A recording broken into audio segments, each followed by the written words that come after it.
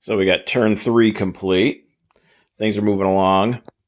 At the beginning, the first probably half a dozen or so turns, it doesn't seem to take that much time just because there's not a whole lot of actual conflict going on around the globe. So a lot of the nations are just simply, doing their tech rolls, maybe moving some stuff around a little bit. Not really a whole lot going on. So the Germans bought some more artillery and some more light armor. Again, placing that all on the future Western Front there. They also finished off Czechoslovakia. They annexed the last part of Czechoslovakia. So those are their three pre-war annexations that they can do. Again, that triggers a dollar increase both for the British and the French. But the Germans got 2 infantry and a fighter out of that territory, so that's not too bad. So they're standing at $24 right now.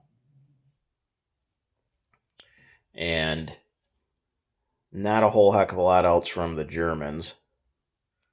The Italians, they moved the major factory that they had started construction on the turn before. They moved that up to the second stage of production, so that'll be done this turn coming up. Besides that, they did actually spend a little bit of money. They bought a fighter and they put that in northern Italy. With these 2 big Allied fleets, the French and the British here in the Mediterranean, Italians not really thinking about spending too much on the Navy right now because they're significantly behind the arms race in terms of naval supremacy in the Mediterranean. So the Italians go in a little different direction. They're going to concentrate on the Air Force, I think, for the time being. So right now in northern Italy, they got 3 fighters and 1 tactical bomber. So not too bad. So building up a little bit of an Air Force for the Italians.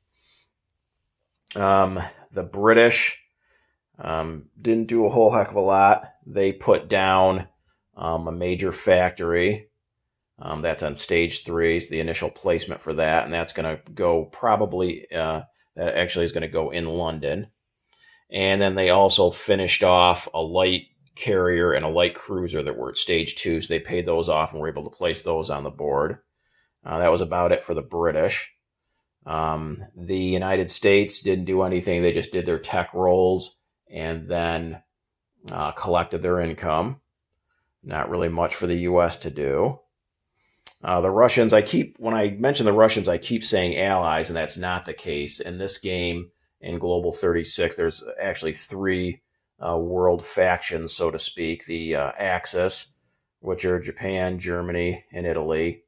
The Allies, which are the British, the United States, National China, Anzac, Far East Command. And then the Comintern, which is the world communist powers, and that is the Soviet Union and communist China.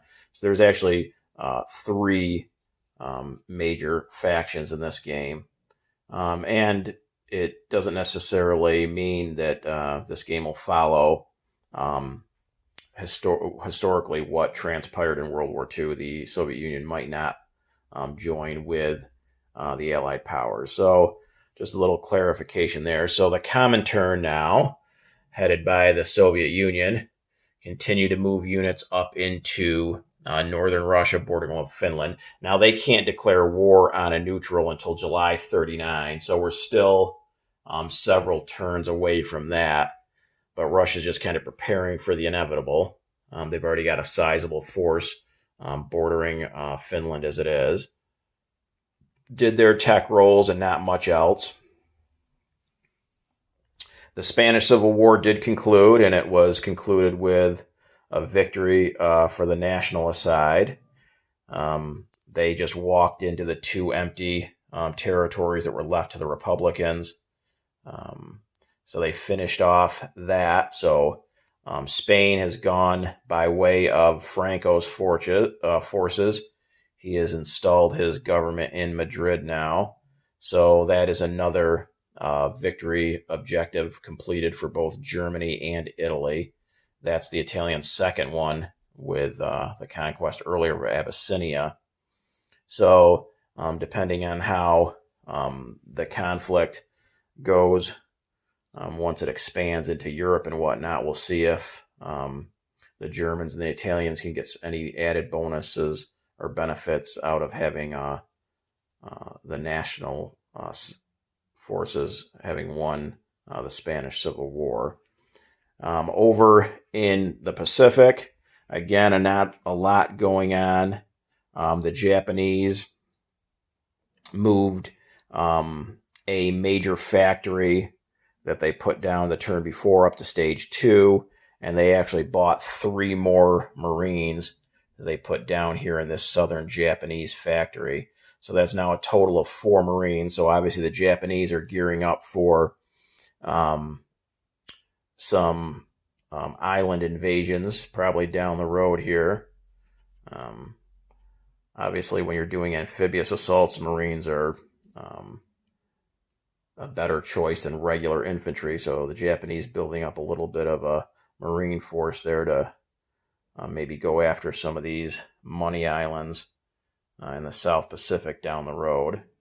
Besides that, Japan really didn't do anything else. Russia, the U.S., ANZAC, Far East Command, all kind of just stayed where they were. Far East Command just moved a couple of ships around a little bit.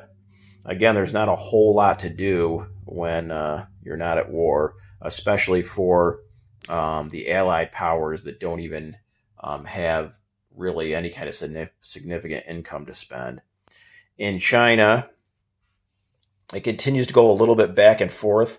I think the Communist Chinese are getting the upper hand, though. They were able to actually have another warlord come over onto their side. When they were doing their recruitment roll, they were up to 4 territories, plus they also spent $3 of their $6 to influence the roll. So at this point, with them collecting each warlord they collect, it's really a domino effect to make it that much easier to recruit future warlords. So starting to tilt in the Communist Chinese favor, although the National Chinese came in, took Hopei, and then spread a couple of guys into vacant Communist Chinese territories. So the National Chinese are actually up to $10 right now. But if you look at the forces on the board, the Communist Chinese definitely have the upper hand. So it might just be a matter of time here before the Communist Chinese take over the rest of these National Chinese territories. As far as tech goes, the Allies are actually looking pretty good. The U.S. especially, I think they hit 4 of 4 on their tech rolls this last turn. So they're already at stage 2 for jet fighters and improved construction. And then they're at stage 1 for factories, heavy battleships, and heavy carriers. The Russians are up to stage 2 in 3 categories: advanced mechs, wartime economy, and improved factories.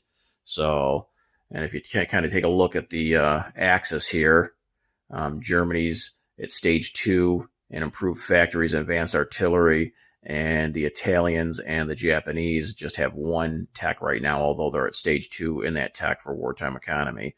So for both the Comintern and the Allies, they at this point have a technological advantage over the Axis. We'll see how that plays out on turn 4.